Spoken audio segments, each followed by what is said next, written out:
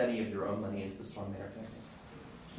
I'm not sure yet. I mean, we usually don't have a challenge fundraising, for this initiative. And I think maybe for the record, we haven't really started the real campaign. Part of my goal was, let's let the Charter Review Committee finish its report. They finished one in October, which didn't say a whole lot, so they were going to go out to the community, have a host of community meetings. From what I hear, a lot of people didn't show up, and now they're presenting their finals recommendations. There's still not a lot there. There's, again, no policy change. So the campaign will start up in earnest either November, December, I've been told, and they'll go on a fundraising. That's all part of how it works. You run a campaign, you fundraise. I have given some money to the campaign. I don't think I'll have to give a whole lot to it once they start fundraising. All of a sudden, there's an audit on the agenda tonight. What do you know? What are your thoughts on that? It's been 10 months. I wish I could celebrate, but I can't because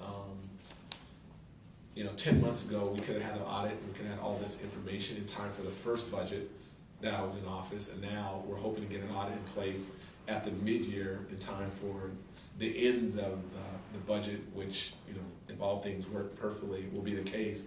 But I just don't know what's going to be really brought forward. It certainly wasn't to the same degree of what I brought forward in terms of the external audit. Since then, what has happened is the internal auditor that used to report to the city manager is now reporting to the mayor, to the council. So internal audits reporting to council.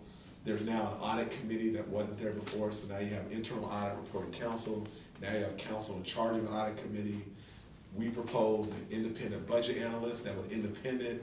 Council wants the independent auditor to also be the independent budget analyst to report to council's audit committee. And yet there's an external company that might be able to be discarded because this person could do it all. I'm really not quite sure.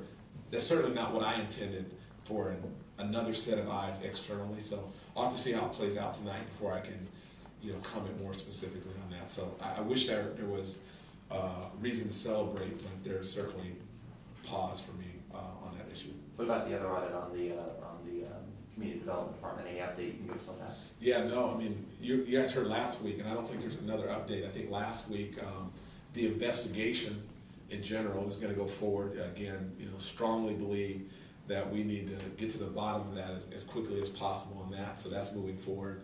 They said a timeline would take 2 to 3 weeks, I believe, on the investigation. In terms of the audit side, yes, throw that into the other audit world.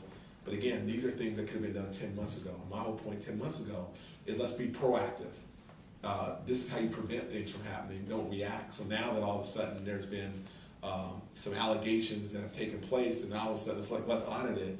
Well, it's easy to audit something after the fact. So again, nonetheless, we're going to audit it. But they're talking about it could take a few months to really get that to where we'd ideally like to see it. But again, the findings nonetheless will be helpful in terms of that. But that's just one department.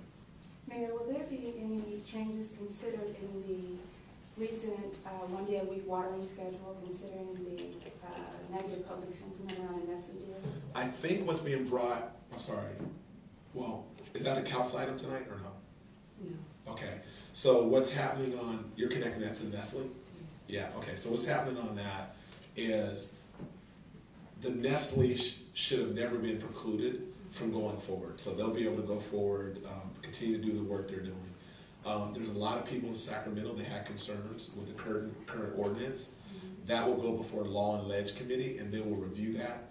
And all the people that showed up last week at the council meeting can certainly go to Law and Ledge. They meet on the first and third Tuesdays, I believe.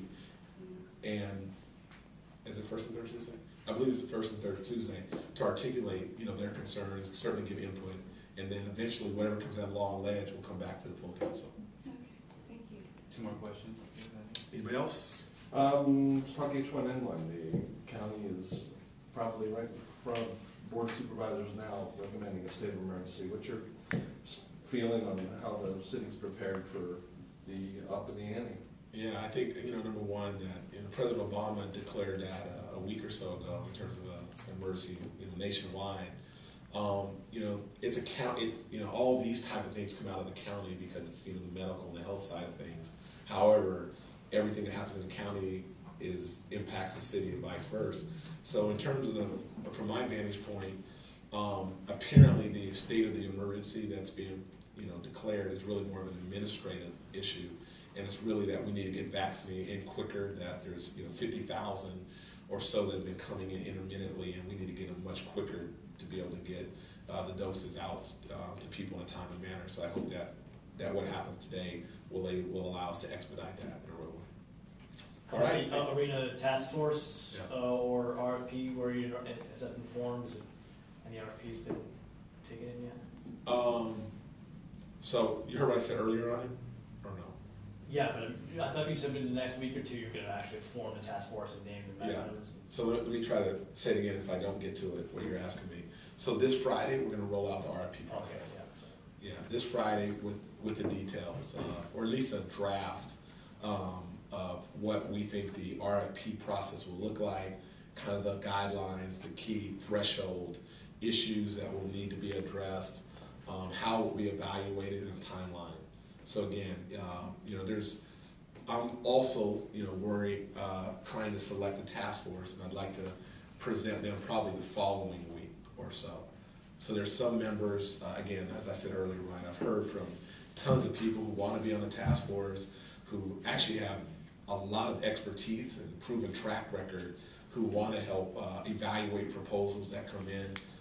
Again, so we'll probably run this RFP by a few people that'll probably eventually be on the task force, get their input, and then on Friday I think we'll be able to have a draft of what an RFP will look like, some of the key questions that will need to be addressed, as well as the timeline. I think that's the important thing. And then the next week we'd like to be in a position to roll out the task force.